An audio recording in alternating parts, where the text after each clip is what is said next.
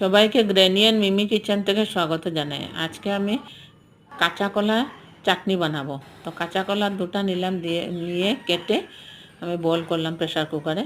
2টা সিটি মারার পর হয়ে গেল আমার বয়েলটা। তো আমি তার যেটা বাকলিটা ছিল ওইটা আমি ফেলতে থাকলাম। তো ফেলে কাঁচা লঙ্কা, পেঁয়াজ আরও কাঁচা তেল, সরষের তেল দিয়ে চাটনি বানাবো। তো আপনারা আমার সাথে প্রথম থেকে শেষ পর্যন্ত দেখতে থাকুন আমি কিভাবে চাটনি বানালাম। আর সবাই তো আমরা এইভাবে খাই। তো কখন আমি এইভাবে মেখে তারপর আমি পেঁয়াজ সম্বাদ দিয়ে আমি ভেজে নিই, তেলের মধ্যে ভেজে বানাই। তো আজ আমি এইভাবে বানালাম বলে আপনাদের সাথে শেয়ার করলাম।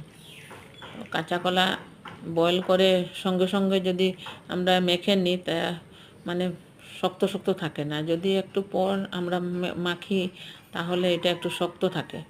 তো এটাকে আমি মেখে নিলাম ফার্স্টে, কেননা আমার এই বাটিটা একটু ছোট। তো মেখে তারপর আমি পেঁয়াজটা কাটতে নিলাম। তো পেঁয়াজ একটাই দিলাম, কেননা কাঁচা কলা 2টা, একটা পেঁয়াজ দিলে হয়ে যায়। তো আমি কাঁচা লঙ্কা 2টাই দেবো। কাঁচা লঙ্কা 3টা 4টা দেওয়া যায়, কিন্তু আমি 2টাই দিলাম, কেননা ঝাল কমে দেবো কাঁচা কলাটাতে, তাই আমি দিলাম না বেশি কাঁচা লঙ্কা।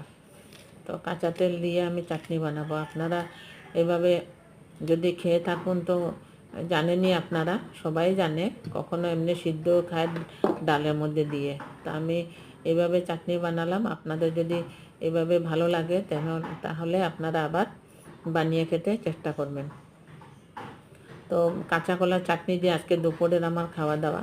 তো পাতলা ডাল হবে। আমি এরকম কাঁচা কলা সিদ্ধ হলে, চাটনি হলে আমি ডালটা একটু পাতলা বানাই, ঘন ডাল বানাই না, পাতলা বানাই। তারপরে এই চাটনিটা দিয়ে বহুত টেস্টি করে খাই আমি। আমরা সবাই খাই, সবাই ভালোই পায় কাঁচা কলা চাটনিটা। কখনো আমি চপও বানাই কাঁচা কলা দিয়ে। তো অন্যদিন আপনাদের সাথে শেয়ার করব যদি আমি বানাই। তো এইভাবে মেখে আমি আজকে কাঁচা কলার চাটনিটা বানিয়ে নিলাম। আপনারা সবাই প্রথম থেকে শেষ পর্যন্ত আমার সাথে থাকার জন্য আপনাদেরকে আমি ধন্যবাদ জ্ঞাপন করি।